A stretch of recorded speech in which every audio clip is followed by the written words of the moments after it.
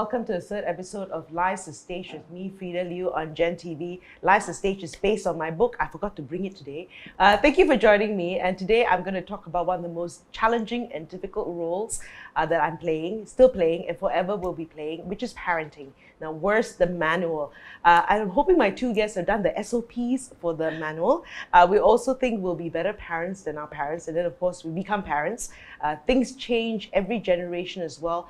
Some techniques that worked well before might not be so applicable now. And most days I wonder if I'm doing it right. So what can we do so that our kids grow up to be happy, well-adjusted and independent adults? I've got two parents here today. One who's an entrepreneur, investor and speaker at Scale Up Malaysia, Sharma, and of course he's a father, obviously. Secondly, another mother like me, Jasmine Dua, who is a co-founder of Recommend Group, the #1 home and property services platform in Southeast Asia. Welcome.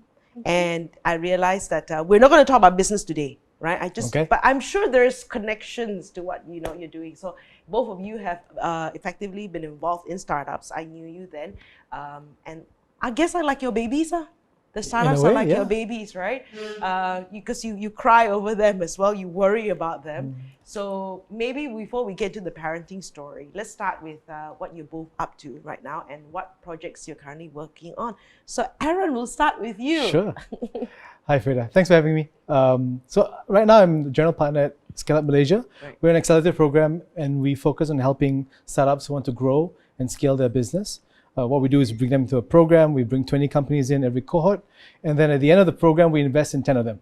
Right. So far we've done 2 cohorts so far. We did the first one in 2019, the second one we just finished it a couple of weeks ago, and we're now gearing up for the third one, which hopefully will launch in May with 20 new companies and invest in 10 of them. So really exciting because we're trying to help these companies at the growth stage of their business, which I think is like the most critical part. So as it like tying to the story of parenting, it's at that critical phase, right, where you want to make sure that they're able to take off and grow. And so that's what we're doing at Scale Up. They're like teenagers. Pretty much like teenagers. And they give you problems as well. Okay, but it's not about me. Okay, so I have an 18-year-old, right? So Jasmine, what are you up to now? So what I have been up to is what I've been up to for the past 6 years. So I'm the co-founder of Recommend Group. In Malaysia, we run as recommend.my. Basically, we connect consumers to service professionals for the home and property. Things like cleaners, aircon service repairmen, renovators, electricians, that sort of thing. So in a way, right, why we actually exist is to make sure that these service professionals, they can actually connect to our platform and even on day one start running already. So, if those are our little babies, small freelancers, small companies wanting to become big, then I guess that's the connection. Okay, enough about work. Sure. Yes, it's Friday. Okay, so I want to know, Jasmine, so you have 2 kids? Yes. Age? So I've got a girl who's age 5 and a boy who's age 2. Right, so that was once upon a time for me. Yourself? I've got 2 girls. Okay. One is 9 years old, the other one is going to be 6 this year. Okay, you got 2 girls, all right. And so I've got a boy who's now 18, and I've never had girls, and always worried that if I had a girl, that the girl would be just like me. I imagine my girl. Too bad. I imagine my girl during the teenage years talking to me like how I talked to my mother during her teenage years. So I was very scared to have gotten a girl. So maybe we can start off with your childhood, right? What was your childhood like? What were your parents like, Aaron? So we are a 4-person family. I have a younger sister, and then my father was working, so he was a businessman. He did different things, and he was very busy a lot of my childhood. I remember him working very hard, right? And I think that's kind of where I get a lot of my personal drive from, the desire to work hard, the ambition, the ability to kind of meet people, talk to people, make friends everywhere. I saw him do that. But my mom was a homemaker, right? And so she was working when I was really young, and there's an urban legend of how one day I was praying and I wanted to stay at home. And she says after I prayed, she decided to stay at home. I was 4 years old, so I was a very smart 4-year-old apparently. So she was at home most of my life. She tended to our every need, made sure that we were looked after and stuff. So we had that kind of interesting dynamic where we spent the evenings together and then we went on holidays together. But it was I remember my childhood being very happy. We had obviously there were always challenges as we were growing up, but I think what my parents tried to provide was a loving household that we could be in and a loving environment for us to grow and nurture ourselves. So that was my childhood. Right, and it's so and that was, I guess, so typical that time, right, where the mom is a homemaker and then the father goes to work, and so the mom is involved in the more in the raising of the child. Yeah. Right, dad comes in if you don't listen, your father's on the way home. That. So actually, my dad was always. I remember him being a very jovial person. So Right. he's always the fun one. I think much to the chagrin of my mom, who was like, I'm always the bad guy. I have to scold them, and you come back like Santa Claus, trying to be the hero and everything, right? I remember a few moments growing up where I think he did have to raise his voice or get a little bit strict with us, but it's so rare that I can count those moments with a hand. I think, yeah. Right. Okay. And right. So yeah, it's always the good cop, bad cop. I know. Pretty much, yeah. I get that too, and I'm the bad cop. And I guess like for fathers, right? Like it's the feeling like I'm always out of the house. Right. So maybe when I come home, I'm the giant toy, and I'll be Right. the guy to play with everybody, right? So. But so that made okay, and I want to ask later. What will you take with them? Jasmine, what was your growing up like? Well, my parents, they ran their own company. So both my mom and my dad were business people, even when we were very young. Right. So there were two girls. So there's my sister and I. Okay. So we grew up, I think, fairly independently. I mean, mom, fetched us to school, fetched us to tuition. There were lots of tuitions. Right. Yes. Fetched us to tuition, and then in the evenings we could just run around, with the neighborhood kids. So that was quite nice. But I think growing up, they were quite overprotective. I suppose you will start to become like that as well. I think with parents of two girls, kids, yeah, okay. two girls. My they father were- laughs at me because he said, "You've become everything you said you didn't want us to be when you're growing up. I'm super protective. Really, I've become super conservative. It's kind of Yes, strange, yeah." Precisely right. I find that it's actually it's very difficult for us not to become like our parents, no matter how much we try, Yeah. right? So yeah, so they were very overprotective. I think too overprotective as children, and I guess because of that, we are both of us, my sister and I, were quite risk averse. And then I think I hit 30 years old, and then suddenly I realized that, oh wow, like a third of my life is over now. I've not tried anything. I've not done anything. So then I went crazy lah. I started doing my MBA at 31, and then I spent some time in Africa. So I basically did my second childhood when I was 30. Right. So being rebellious was getting an MBA. Yeah, I know. We're clearly very different people in this case. Whoa. Okay, you should have been on my other show, man. Whoa, I did my MBA, man. Talk about a rebel. Dude, but I got the chat at the time, I said, That'll "Look, show 'em. you're 31, 32. Should you not get married and have kids now, or do you want to do an MBA?" So, in a way, that was my rebellion lah. Okay. So and of course your parents were in business together. Together. Okay, so that's mom had a bit more liberty to drive you guys around. Yes. So mom had the duties of raising lah. Yeah. Raising the Always, the- right? I mean, Right? Can we change it? So that's why I'm going to ask if we can man. change that, right? Okay. What were some of the tips that your parents gave you that are still hold true today? Don't be overprotective. Yeah, I think. So I was thinking of this Yeah. this idea of what my parents did, and I often think of it now, especially as I'm a father raising my kids as well. I don't think they had a playbook because I never Right. remember my parents reading Right. a book. Right. Same here. I had my friends' parents or relatives' parents who read books and kind of like had a whole like thesis of how to raise a kid. Right. I never saw my parents do this. In fact, when it came time to talk about the birds and the bees, my mom just said, "Read this." Okay. And that was it, right? Okay. And so, but I think like the thing I took back from then, just looking back at my childhood, and I guess this answer would be very different if you asked 18-year-old Aaron, because I guess I have time and I have two kids of my own. But I guess the thing I take from them is they tried their best, Right. and I think that message has resonated with me over the years, right? I look back now, I remember they may not have had all the answers, but they were earnest about it, Right. and they tried to do what they thought was right at the time. And I guess now in hindsight, I appreciate it, but I guess at the material time, I didn't quite appreciate it as much.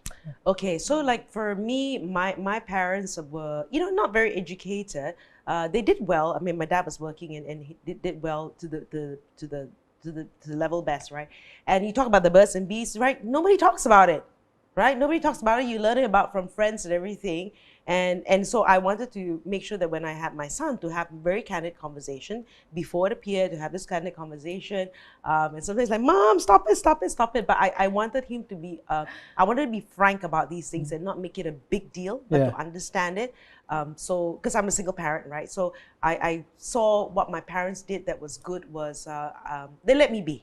right? They let me be in terms of choosing my career and everything, and they let me be because they probably didn't know any better, right? Which and fortunately, I'm one of those persons that will research and everything. But if I wasn't that sort of person, I don't know where I'll be, right? So there's a little bit of the nature, a little bit of the nurture as well. Actually, just on that story of the birds and the bees, right? So there's a connecting story, right? So apparently my dad was assigned to have the conversation with me. And my dad, every Saturday would go play badminton. He was like a state player when he was younger, and then it was his always been his passion. So I would follow him and just sit and watch the old people play, and I would get like 5 minutes at the end of the day. Right. And so I remember one day we were driving back from SBA Hall, if you know where that is. Yes. And on the Federal Highway, and then he starts talking. I can't remember a single thing he said, but it was like the longest ride of my life because it was so awkward. But I know he tried his best, and I guess. You were what, 12, 13 then? Probably was 11 or something like that. Yeah. Okay. Yeah. So what did he say? Do you remember the I can't remember specific? anything. I cannot remember. All I remember was like, He blanked out. I like, please let this end now. Like, this is torture, And I think he began with some, like, do you? And he was trying to refer to something, Right. and then it was tough. Yeah, But he hamster. tried his best, and I appreciate that. Yeah. Okay, so then we will talk about how, as your girls are growing up, okay, because you still got a bit of time, Yes. Jasmine. So before you have that conversation, but what were some of the things that that still hold true to you today when you look at your parents? Yeah, but if I look at my parents, they are like typical Chinese immigrants to Malaysia, right? So the usual things about how family is very important. They always tell us friends will come and go, but your sister will be here forever. So try not to irritate her so much, that sort of thing, right? She'll be here around forever. Things like make sure you plan properly for finances, right? You don't think it's very important now. In fact, now it's almost like uncool, right, to talk about money. You should talk about passion and all that. Right. But in the end, if somebody gets sick, you will need to, have enough financial backing, in order to help that. So, principles like that, I think, I still today I find them very useful. Right. There were some things I felt that they overdid. I think the overprotectiveness was a bit too much in a sense. Let me tell you a story. So when I was young, I wanted to be a Girl Scout, right? So they allowed me to be a Girl Scout. So I thought, yay, I could finally do cool things. So I went, with all girls and Boy Scouts, and we will be there in the middle of the jungle. At night, my parents will actually come with food and drinks. And then, they will usually come when it's very cold at night and it's drizzling, right? Your tent is wet, everything is soggy, and you're like so miserable. And then they'll come and say, hey, why don't you try some of this food? Like, oh, why don't I just bring you back home to sleep in your warm bed? And tomorrow I'll fetch you back here early in the morning. No one will know. Right. And you know what? I fell for it like 90% of the time. Yeah. So and because of that, I always got an impression that I'm actually quite lembeh. I cannot last through the night one. Someone needs to rescue me. Right. And it was only, like I said, when I was 30 when I realized hey, actually I probably can last through the night. I'm actually not that bad. Right. So if, doing again, I think I would give my children, my son and my daughter, a little bit more leeway to make their own mistakes, suffer a little bit when they're young, so that they also learn early that actually they can one. Okay, I want to ask this, right? Are you've got a boy and a girl. Yes. Are you raising them differently based on gender? Right? I think the values remain the same. So for Okay. example, sharing, being kind to people, being polite and all that. But depending on their behavior and I wouldn't say gender so much, but I think depending on behavior, I do apply different sticks and carrots when managing them. So it's more their person, not the gender factor, much, just what would motivate each of them differently. What I think would work. Okay, right? So it's not because it's a boy or a girl. lah. I don't think so. So then overprotective dad, vowed not to be overprotective, and then and it fell into the exact same trap.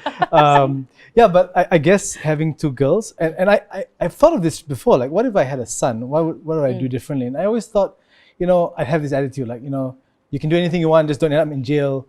Don't do drugs. Don't get someone pregnant. Don't get someone pregnant, right? I was like, these are the rules for dads. Right. But for girls, I'm like, no, you have to protect them. They're my little baby girls. And my wife would get super annoyed with me because I give in to them all the time, right? Whenever they want to buy something, like my kryptonite is a toy shop. So like if I walk through a toy shop, that's it, they're getting something. But you can't walk out like empty-handed. You can't, right? What kind of father are you? Yeah, and so, and I always, I guess, especially over the last few years, especially when I was running my business, early stage, when things were difficult, I would feel so bad because I was never home or I was never really spending time with them. And I really wanted to give them a good life. And so that kind of psyche kind of played in. I'm not sure if that's because they're girls, but I do feel like because they're girls, I feel the need to make sure they have a good life and they're able to grow up feeling independent and strong and never feeling that they're being oppressed or bullied. Yeah. So. Okay. What do you vow not to do to your own children that your parents imposed on you? You kind of know the answer because I said when I was younger that I wouldn't be so overprotective. I'll let them do their own thing, and life is a way of slapping you back into reality. Okay. Like what? Give me an example what did one of the daughters said I want to do and you said cannot. So I am protective on certain things, right? Like I guess the places they're allowed to go to, the kind of activities they're allowed to do. Right. I'm kind of concerned about those kind of things. How long they spend in school, that sort of thing as well. So I guess those kinds of things. Okay. Yeah. Yourself? I think for me, I vowed not to be a nagger because my mom could nag quite a bit. But actually, I find myself nagging more and more now. Yeah, especially during COVID. I think I shout like, don't touch at least 10 times between the apartment and the car. Don't touch that, don't touch that. Don't bend down, don't do anything. Yeah, and the funny thing is that my daughter has started nagging back at me. It's like looking in the mirror, right? It's terrible. And I think she's actually faster to becoming my mom than I am. Right. So sometimes I run into people and I talk to them and she look at me and say, is that your friend? Because if it's a stranger, you shouldn't be talking to her. And there was one time I was talking to the mom of one of her friends and she came up to her and said, your daughter is not wearing a mask. Yes. Yeah, and the mom kind of like started to become very flustered. She tried to explain herself to a 5-year-old. So that was really funny. So I sometimes I have these spats with my son, right? And then he's talking back to me and I'm looking at him like, where have I seen this? Oh my goodness, it's like a mirror, So he's giving it back to me as well. And maybe we're open that way. But one of the things that when we talk about safety, right? Growing up, I'll be back from school, finish my homework. I would go out behind the house, and there's a club behind the house, and I would swim. And behind the club, there's the sea, right? So I live by the sea, right? And I would swim in the sea. I'm about 9 or 10. I'm by myself. And I know the sun's about to set, and then after that, I just come home. Yeah. No way. No way. No way. No way. Will I allow that now? I would tell my mom, when I was growing up, I was a teenager, I come home from school, and then I come home and have lunch, I guess. Then I'll get on my bike, and I'll be gone until 7 o'clock in the evening. And this is in the 90s, no mobile phone, no way to contact me. I have no idea I would never let our kids do this. No way, Jose, right? So, they're staying at home, lock and key, right? So, yeah. So I want to give my son the freedom, but also, you hear all these stories right now. It's a lot more dangerous than it was growing up. Yeah. That's such a shame, isn't it? Yeah. Yeah, they seem to have so much less freedom and less, things to do. Right. Compared to. So, Aaron, how do you split the parenting roles with your respective spouses, your respective spouses, and who does what? And do you, how do you agree on the rules of raising kids? Was this discussed before the kids came? So I think the second question is easier. Okay. No, we didn't discuss it before we raised kids. I guess we would speak a lot about other parents and parenting styles, and I think we discussed what we liked or we didn't like. Oh, we don't like it when people talk to their kids this way, or about how we encourage them to try different things and how we want them to get lots of stimulus, to experiment with different kinds of like arts or music or different kinds of passions, right? And so we always talk about this, and I guess that was kind of how we would work through some of our, like what kind of parents we wanted to be. So we still do this, and this is like an ongoing thing. I don't think we had a playbook before we started. My wife works, and she's she's doing really well in her role and her job as well. So she's quite a high-powered corporate person as well. And so we're both really busy in our world. So in a sense, when we come back and do the parenting, we both split a lot of the roles equally, in terms of discipline, in terms of instruction. She obviously leans a little bit more into the discipline. She's more interested in making sure they do their schoolwork. I was lousy in school, so I can't speak from a point of any authority in this one. But she generally will lean into more like academic issues or making sure that they finish their work, making sure they've got clothes, Right. making sure they're on time for school, I mean, that kind of thing. And I would tend to do things like making sure, I'll fetch and carry them, I'll kind of spend time with them, I also play with them. So we try to do everything equally and spend time with them. So we don't have like you're the strict one. Okay, so there's no one seen as the good cop or a bad cop. Well, generally speaking, when She would be when seen there's as like bad cop lah. no, generally when there's actually everybody understands this in my house, right? So my general disposition is I'm very calm and pleasant person Yes. until I'm not. Okay. Right? And so the girls know this as well. So Okay. it's like if Dada is angry, Right. is DEFCON 1, right? Okay. Everybody's in trouble, somebody's gonna get hurt real bad. Okay. Like really that's what's Who's gonna hurt? literally yeah. So when Mama gets angry, I mean they get scared, maybe she'll but if I lose it, that's it. It's kind of scary and they know it's kind of scary. So we kind of play it that way. Yeah. Right. And for you? Well, I always thought that my husband would be the disciplinarian, but in the end, I ended up to be disciplinarian. I don't know why. Maybe it's because it's a girl thing, I don't know, right? I don't know. Men want to be the big toy. We want to be the toy you can play with all the time. I think so. I suspect, and maybe because you guys are the disciplinarian at work, right? So you come home and you want to be the nice person, right? Yeah. So mom is left with the task of being the disciplinarian everywhere. My husband and I, we split it by who is good at what. So I'll take care. I'll take care of the food, the clothes. I'll take care of values. Like so, we are both Christians. So I do the Christian values and all that. And then I do English and maths. Okay. And then he does the Chinese. He does reading. And he does like learning through play. The patience of building the Legos and the stuff that can move. Yeah, I don't like any of that. So he does that, right? So I have it very challenging because I'm a single parent. Single parent, and so good cop, bad cop, everything. Switching. So because I couldn't spend time giving him classes because I'm working, right? And I know I'm not good at it because I've tried teaching English to him, right? And then I get so I don't want that to be the relationship, so I outsource, right? I outsource it.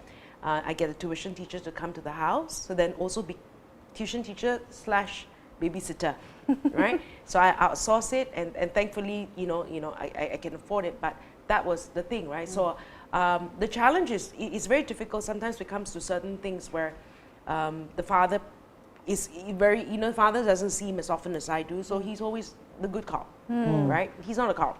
He's just, so it's very, and then so I come back, try to get him settled again, and then he starts, whatever. So that is the challenge that I have, and I'm just thinking like with single parents, what it's like, it must be that. But I think at the end of the day, and again, when I look at him at different stages, he's now at this age where he's 18, right? I can't be the disciplinarian anymore. True. So it's got to be conversation, right? No emotional blackmail, nothing of that sort. I vowed not to do that.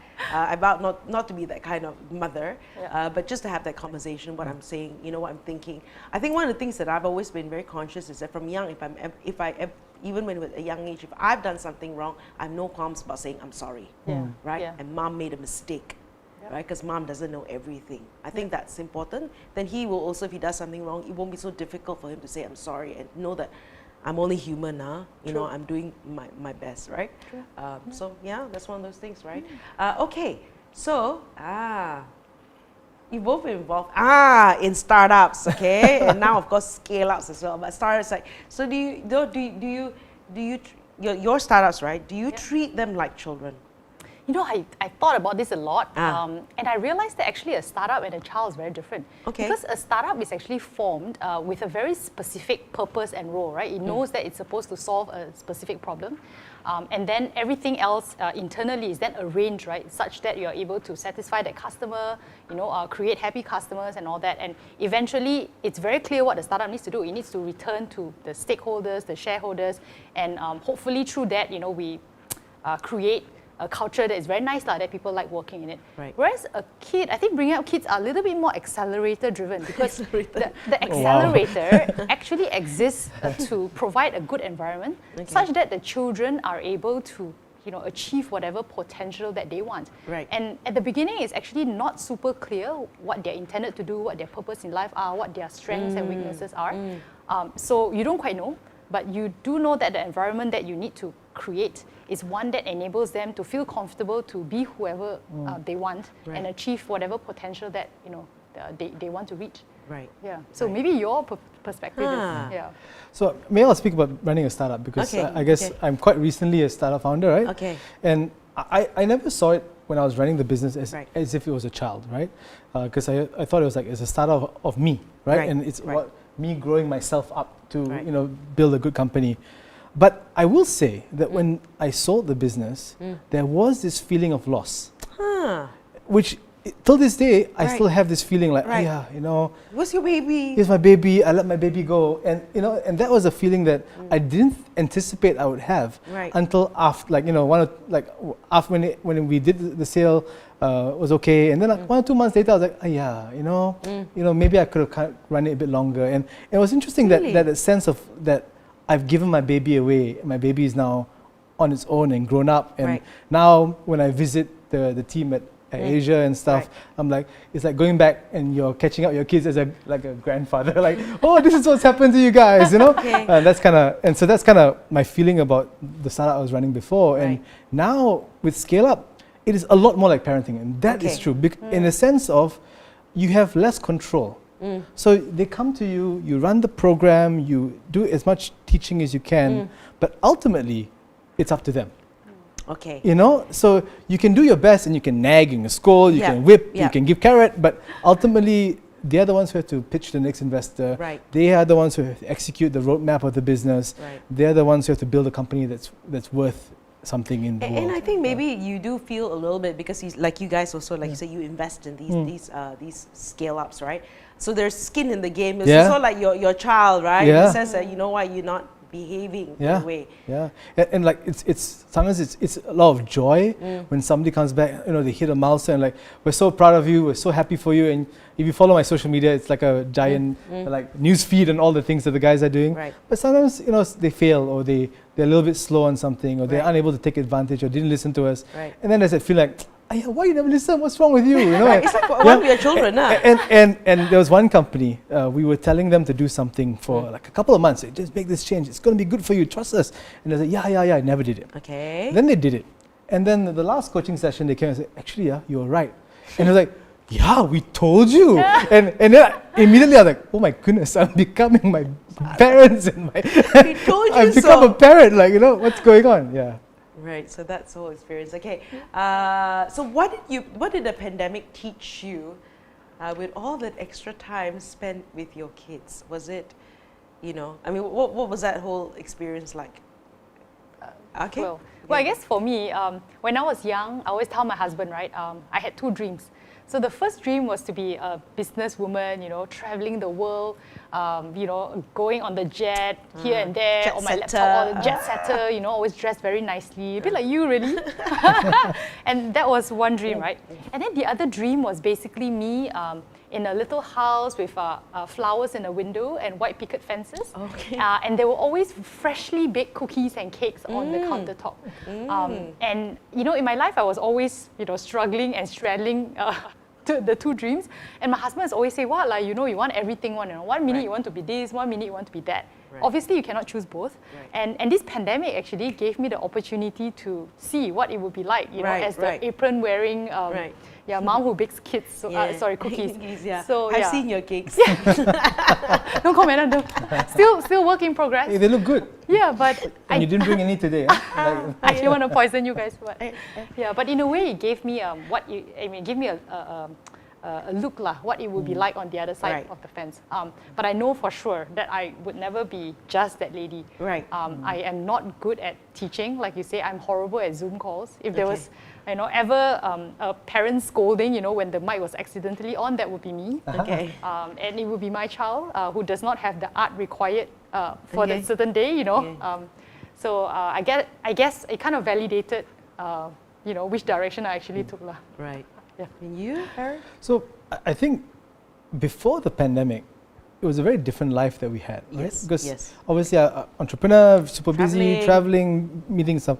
My wife also successful in the corporate world, also lots of traveling. And so like before the pandemic, the girls would be with one of our parents and spend the whole day with them. And then we'd come back maybe at 8, maybe later, who Right. knows, and we may not even see them. So like, I only see the girls when I drop them off in school, Right. and then I probably won't see them until the next morning or the weekend, right? And so we didn't really have that time we were spending together.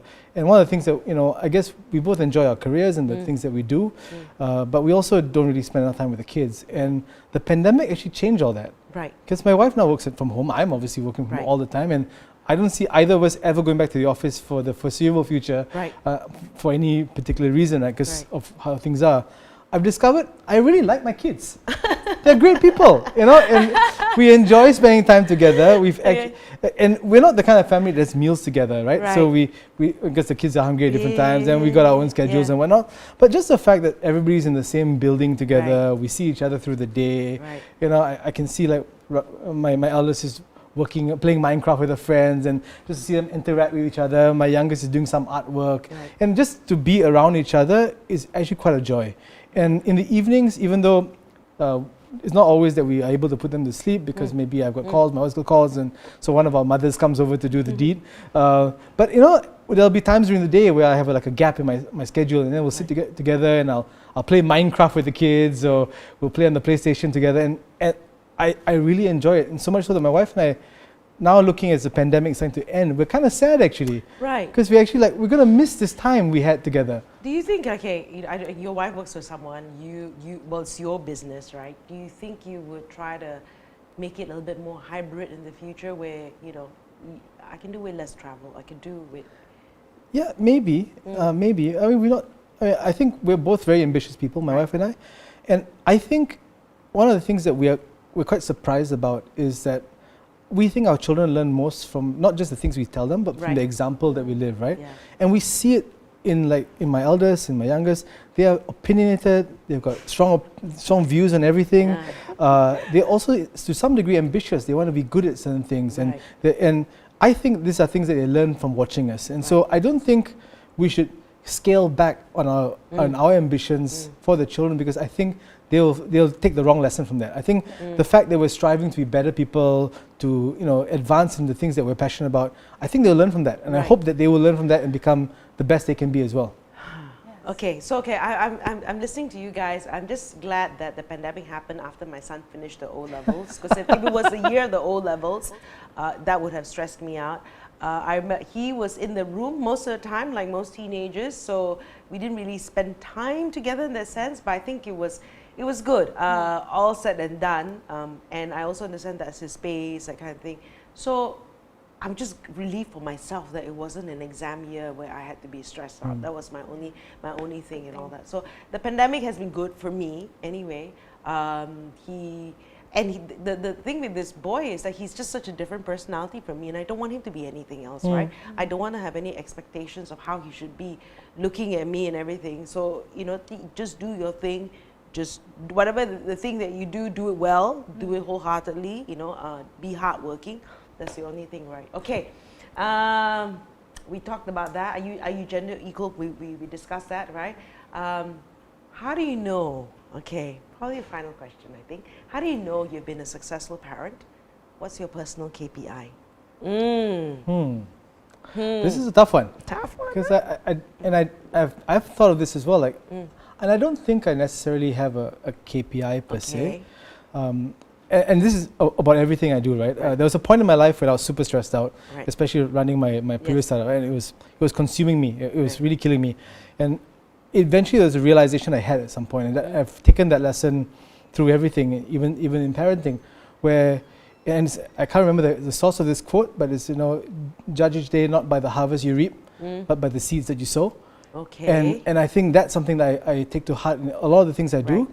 Right. Not to optimize for outcomes, but for what you do on that particular day. Right. So I guess if I can go to bed at night knowing that I gave my children the right opportunities, I did my best, I tried to expose them to the best possible things, to teach them as best as I can, that's really the best I can do. Because who knows what's going to happen? And you see different parents. I see some people I admire as parents, and then maybe the children don't grow up in a particular way, right? And then I see people who are like useless parents, and Right. and the kids like, why are you so balanced? What's going on? Right. So I kind of think that maybe we have less impact on how they turn out than what we think we actually do, right?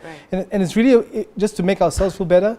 It's just about we should just do the best thing we can do at that time, and then hope and pray that things work out. I like that. Okay, that's I like that quote. Okay. Yeah, same here actually. Sometimes, like, I wonder if there's so much correlation between how we perform as parents to how well our children ended up. Right. And it's very hard to measure what that success is because, like you say, your son is 18, but you still don't know. I mean, you haven't seen the end of the journey. Yeah. So you don't quite know. But I do think that, if at every point, in every decision that we could make, we provide them with the best, example, the best resources that we can, and then we just have to have faith that God brings them towards their path, and they turn out well despite of our limitations, shortcomings. In spite of us. That's right. Yeah, precisely. So that's my thing, lah. So I'm hoping they'll still turn out okay. Right. So and I was just thinking about that as well, right? So we can do our best and just like I was saying that for me, I would think the parenting stop when they're independent, but we know it never, right? Who they're gonna marry, we're gonna worry about. When they have children, we're gonna worry about. So that's the reality of it. But the only thing I always tell him is that just be a man after God's heart. That's all. I mean, we're always going to go in different direction, whatever. Come back. Just steer back, whatever it is. Just, I think that at the end of the day is when I know that I've raised a good son, that, he on the right path, right? Compass, right? The compass is right? I'm not asking you to make a gazillion so that you can give your mommy gazillion, so that's it. That's not it, right? That's not what you But it would be quite nice if that happened. Right, yeah. That'd be so nice, okay? That's a bonus. That's a bonus, right? But, if it doesn't happen, that's it. So, person can be. So, thank you. Any final thoughts, words you want to say about parenting? Wow. I think, we should enjoy our kids. Yes. We should love them. Yes. They are gifts to us, and we take care of them for just a limited time. Yes. So do the best we can with them, and then leave the rest to fate, to God, or to how things will go, and just hope that they'll grow up to be people who contribute to society, who'll be good people, caring to other people, and make the most of their lives. And I think that's the best gift we can give them. Yeah, I think sometimes as parents, actually, ex-startup founders, we somehow have the feeling that, we are kind of like responsible for making sure that this person turns out well. Right. But the truth is that I think our children are also on their own journeys, just like we are on our own journeys. And the most we can give them is a great example, right? In terms of values, in terms of having a great relationship with your wife. I'm hoping to be an example to my daughter that she has got different options. She can be like my mom, she can be like me, she can be a homemaker if she wants to. Right. But all these options are open to her, and I will never judge her. And I guess, look at my journey as a success if no matter what she's going through in life, whether she's been naughty, whether she's been nice, she can always come back to me and talk to me about her issues, and I will never judge her. And I guess that would be my KPI for success. Okay. Still hoping that happens. Okay, so in my book, I wrote about parenting, and this is a mentor that once said to me, children are temporary guests in your household. And when you realize that they are temporary guests in your household, so how do you treat them, right? And how you treat them, knowing that one day they're going to fly off, And at the same time, knowing that they're temporary guests in your household, you have to prepare for your own life stage. You're still, I have to prepare for that life stage as he's going to go overseas soon, and mom's going to be, I don't want to have the empty nest syndrome. So I keep myself busy knowing that's going to be the case. Thank you for being with me today, Jasmine, Aaron. I've learned a lot from you. I learned a lot from you guys. Join me again in the next 2 weeks. My next topic will be when I grow up, I want to be like Frida. No. So basically, did any of our childhood ambitions come to life? So that's going to be the next topic with my two guests. And of course, you've been watching this is Live Stage, with Frida Liu on Jenn TV.